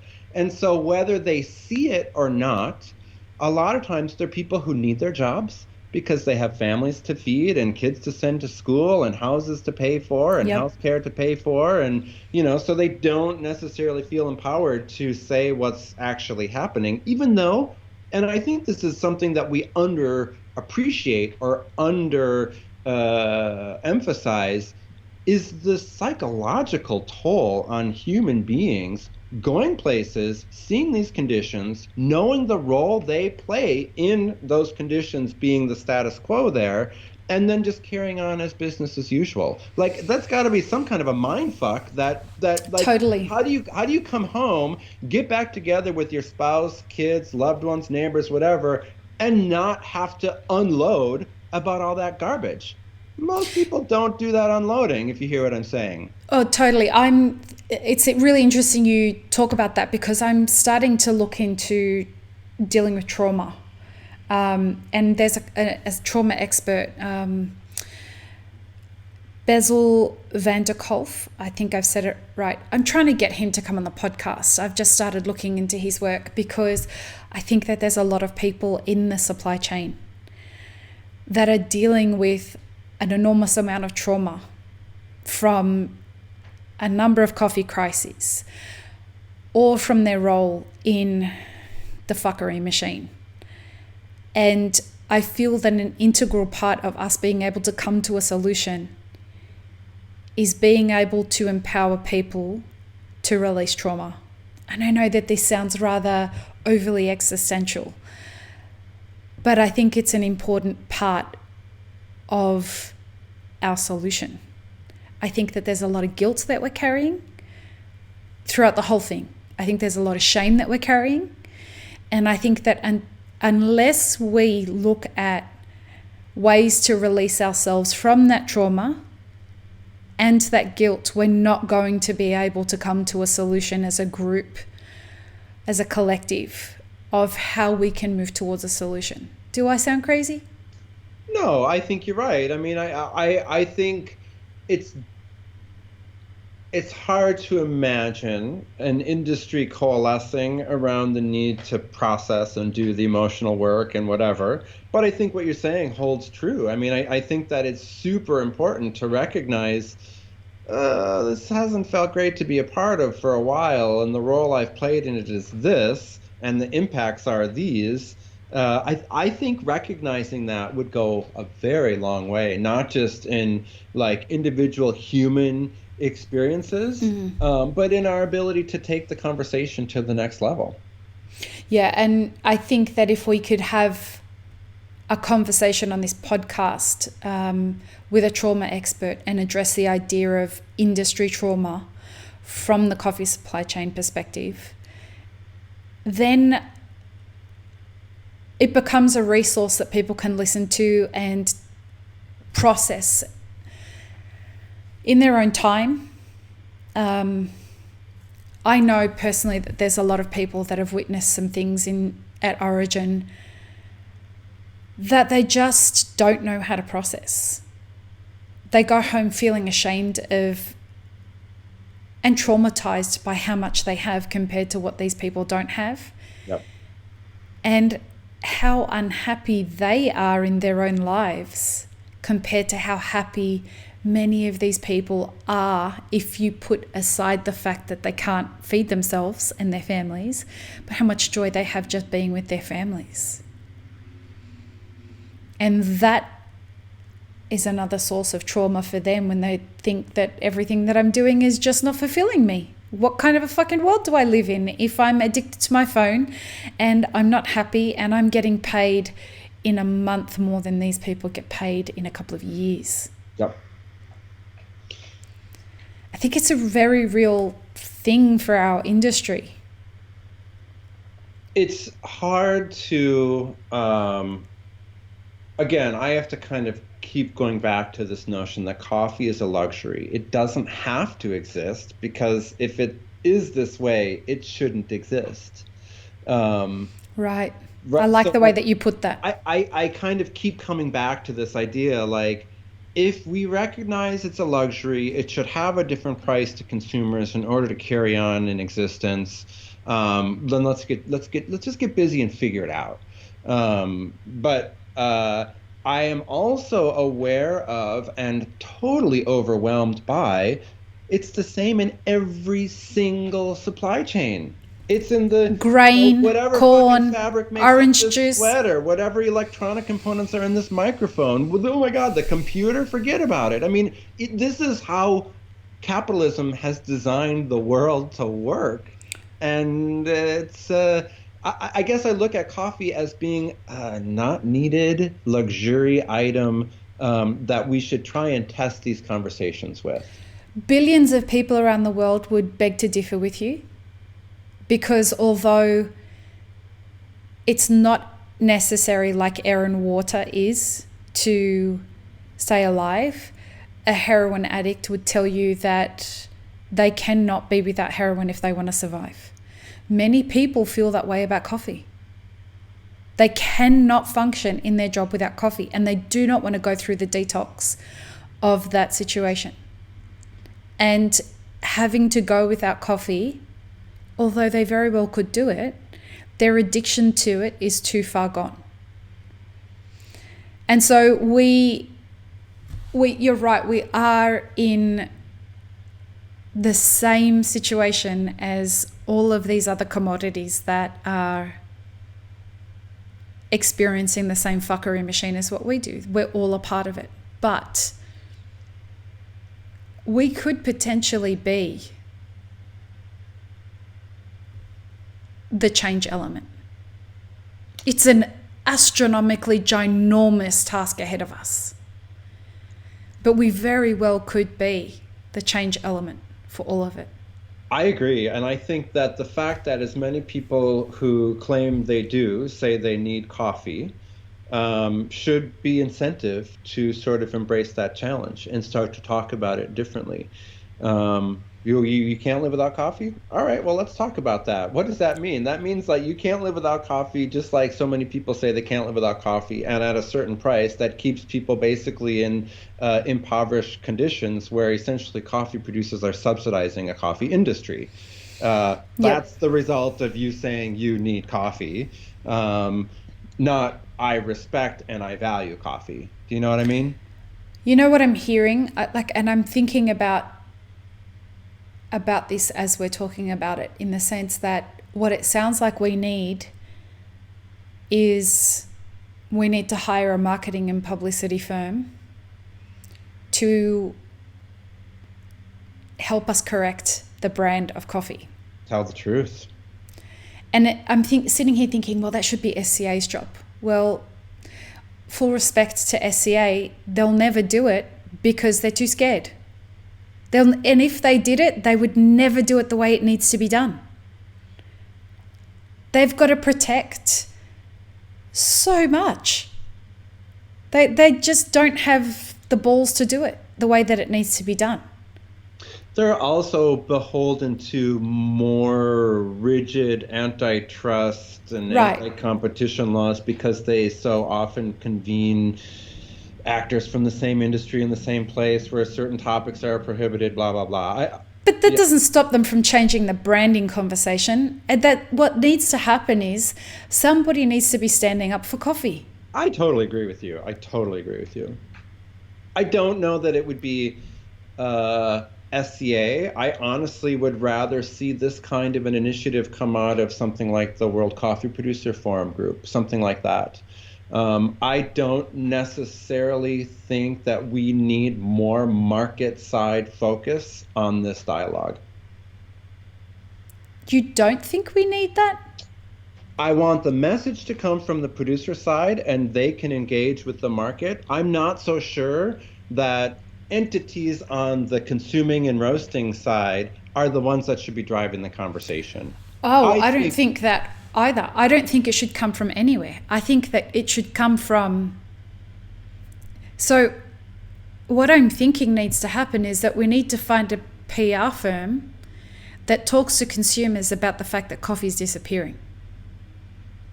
I think it needs to be a crisis conversation. Yeah, yeah. I think it needs to be something like Map It Forward that does it. Like, we don't have any, like, we don't own coffee farms, we don't own roasteries, we don't own cafes, we don't have any vested interest in a commercial interest from that perspective. It doesn't need to be Map It Forward, but it needs to be something like Map It Forward that does it, so that it's not seen to be driving the commercial interest of anything. And the sole beneficiary of the consequence of this is this thing called coffee. Not Nestle, not Starbucks, not anyone in particular, but people need to understand coffee's saying bye. Yeah, not going to be here. Not going to be here. It needs to be a fun, animated PSA where coffee's getting ready to say goodbye.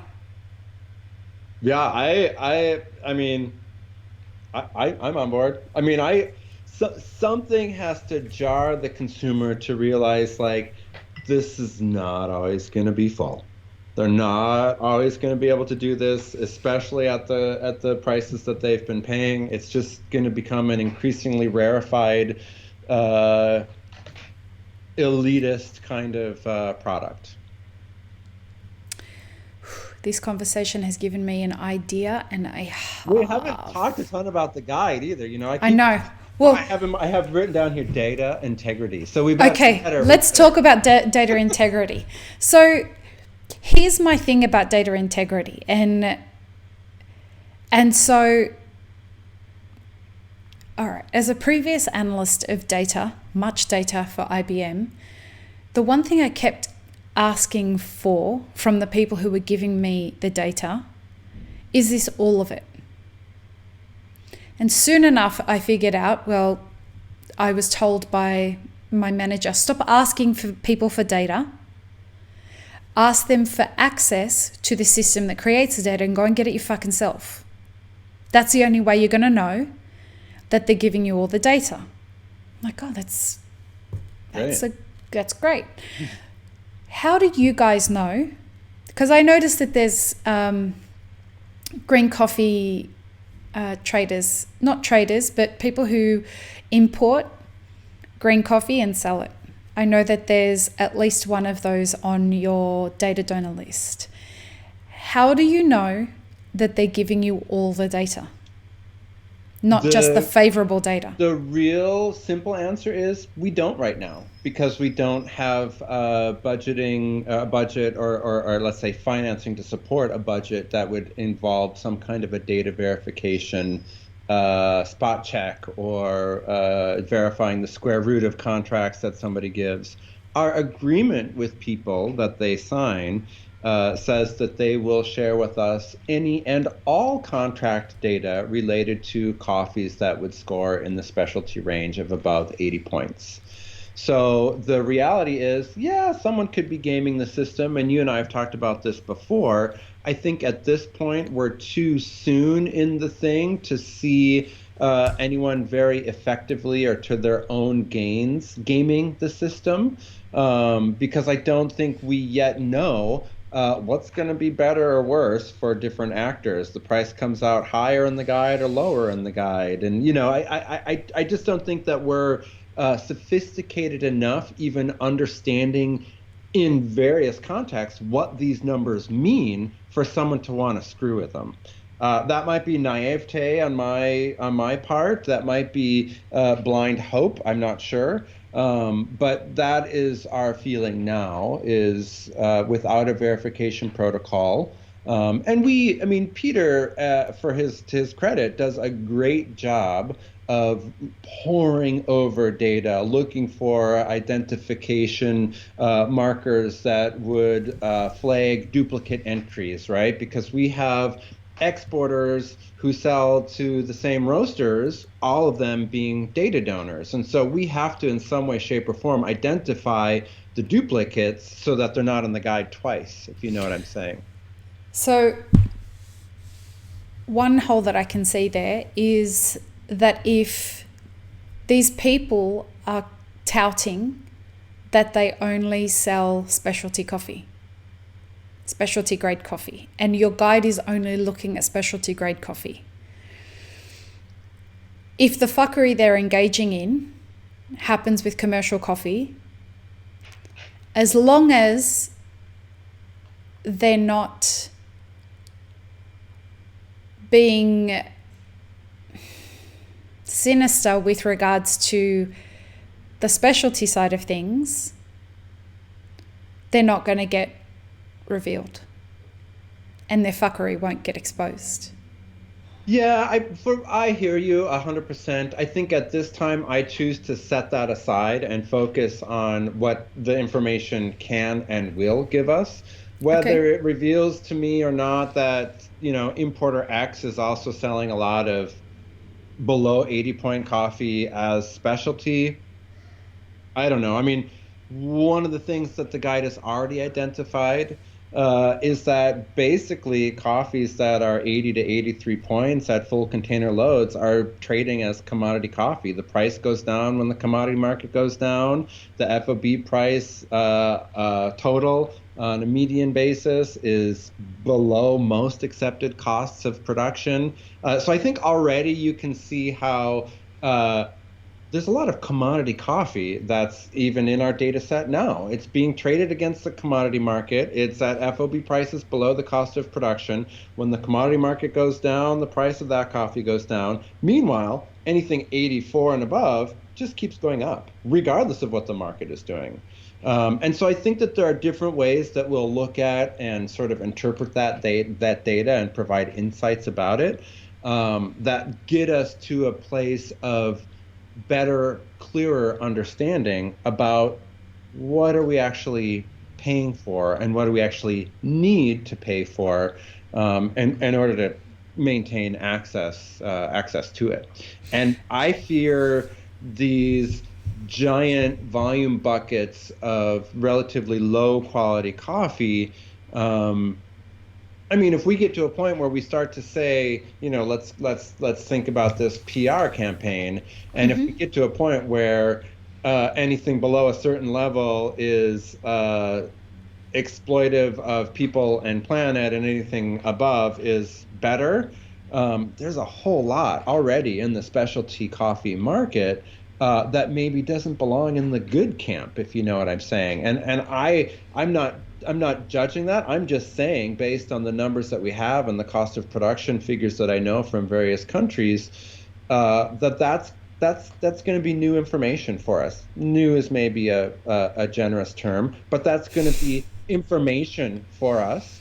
And the more widely available that information is, the more likely it is to sort of generate change.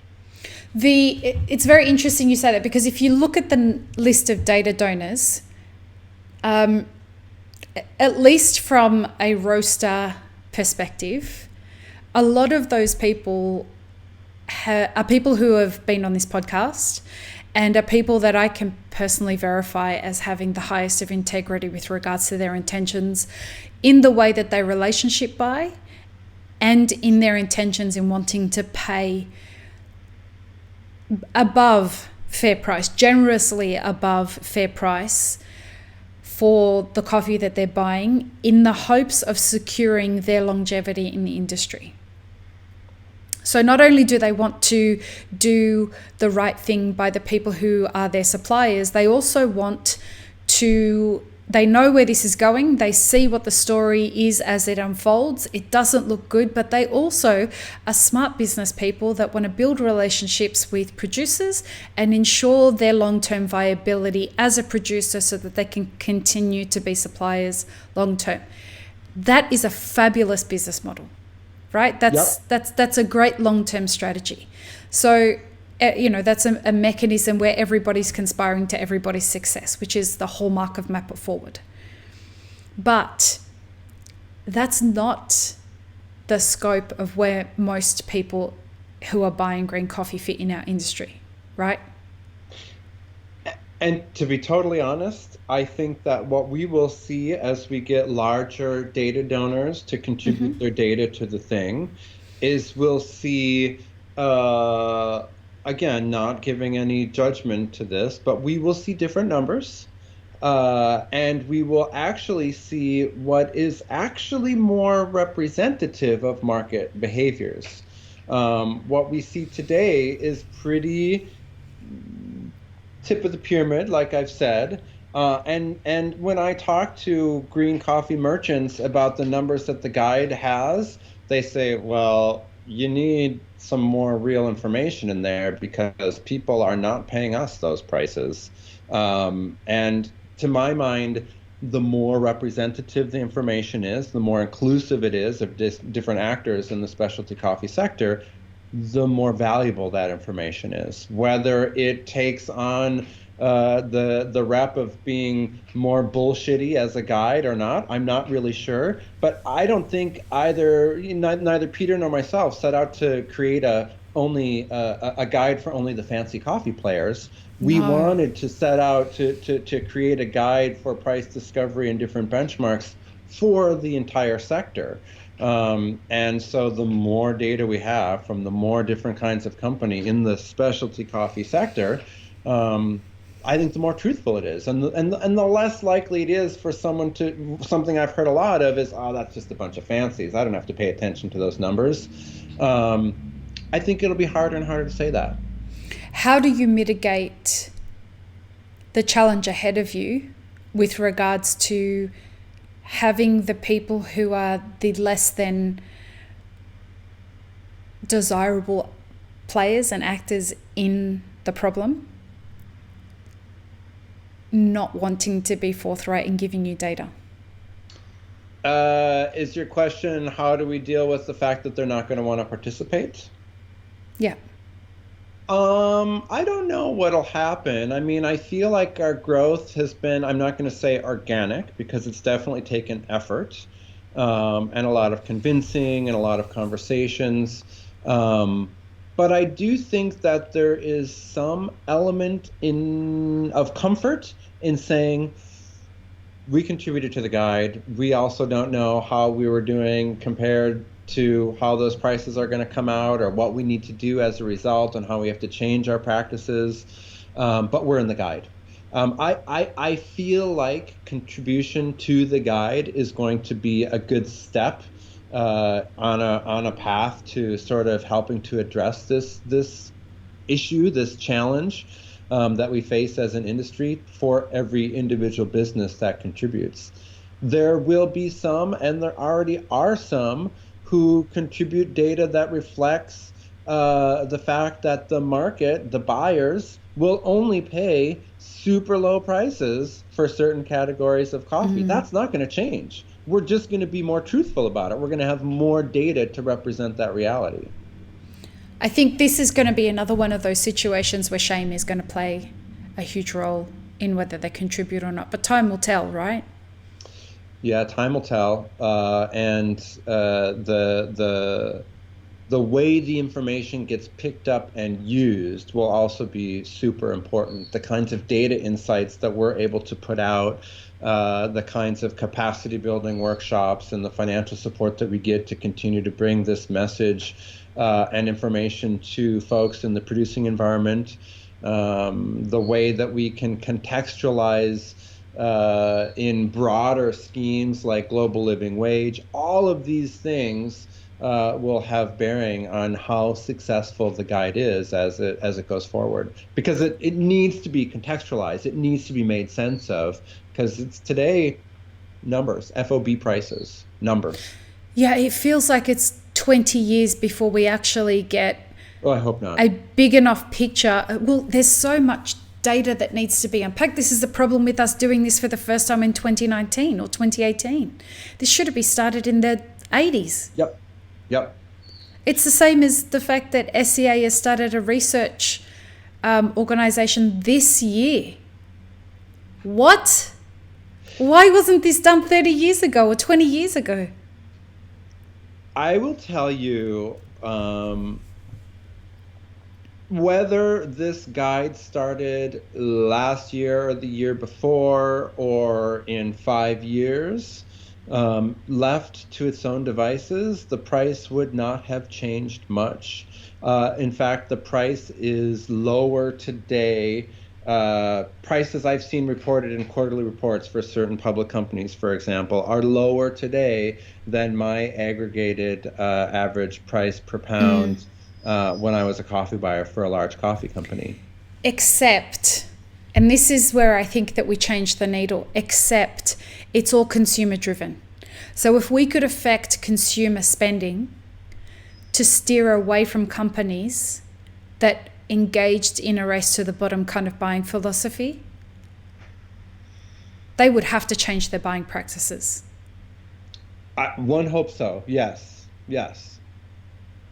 So where do you see the future of this? Where do you see who like dream data donors? Who are we talking?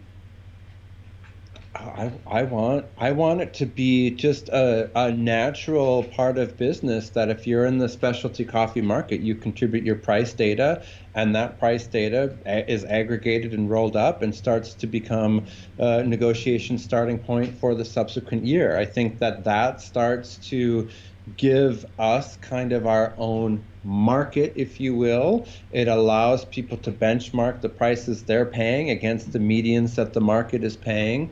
It allows folks to understand what country differentials and differences exist around the world and how they do or don't value them to pay a higher price for them, their decisions. I mean, again, I think the broader this is, the more representative it is, the more truthful it is, and the less marginalized, fancy tinies who can easily be laughed off by a lot of the coffee world. I think that trivializes the potential of this thing, is to think about that it's only small and fancies. I think with this upcoming version, you'll see a lot more data from a more diverse set of data donors, and that will capture a more realistic picture of what the market has been paying for differentiated coffees. When's it coming out? It should come out the beginning of January. And it already holds more data than the previous version in terms of number of contracts. It already includes more and new data donors. It includes larger data donors that have line of sight and access to prices that broad cross sections of the industry are paying. And so it'll be interesting to see what those numbers look like when it comes out in January and what conversations ensue. Let me put it like this. I don't expect the median prices will go up. Neither do I. I want to put it out there to you and to Peter that perhaps once the new report is available early next year in first quarter, perhaps we get the two of you on the podcast together. Let's do. And the three of us can sit here and, maybe it's worth getting Mark to join us as well, Mark Dundon. And we'll sit there and we'll unpack what it really means so that people can really see the importance of having this data and what it can mean for a business. And hopefully we can encourage more people to donate their data to you guys. Now, if people want to donate now, I know that the deadline is done. Yep. Right? Yep. But if people want to look at becoming donors into the future, how can they do that? They can reach out to us at transactionguide.coffee and contact us. And those emails will find their way to us, and either Peter or myself will respond and engage with the prospective donor or question asker or whoever is reaching out. We're getting back to. The link to that is already in the show notes. Okay. Whether you're watching this or you're listening to it, just click on the URL that we've put in the show notes and it will take you straight to that website. You'll be able to see the 2018 transaction guide and download it from there. It's also not just in English. It's in English, Spanish, and Portuguese. One other language, and Portuguese. And French I think 2019's will be in French. Okay. Is there anything else that you wanted to talk about so that we've got a lead into Peter's discussion next week? I don't have a good lead-in into Peter's conversation, except to say to you and to listeners, I think it's fascinating to hear from somebody's perspective who's been looking at this thing from the outside for a long time. Because we like to think of ourselves in coffee as knowing and understanding kind of all things, and we definitely don't, particularly when it comes to economics and how markets work. So I look forward to that conversation that you'll have with him next week. I personally would just like to say that, I mean, whatever it takes among listeners and actors in this industry who are playing a role, whatever it takes for them to sort of see their own personal contribution to the crisis or the challenge or whatever the fuck we're calling it, I just implore them to see that role and start to challenge it a little bit and see that not doing so is only going to mean that they aren't going to have a livelihood in a short order. Yeah, action is important, not just awareness, right? Yep. What a great way to end the conversation. So thank you for being here. It's been a wonderful conversation. Thank you for the opportunity. It was a treat. And we'll see you again first quarter of next year. Absolutely, if not sooner. I can't wait. I'll talk to you then. Thanks again, mate. Cheers. Bye. Bye-bye.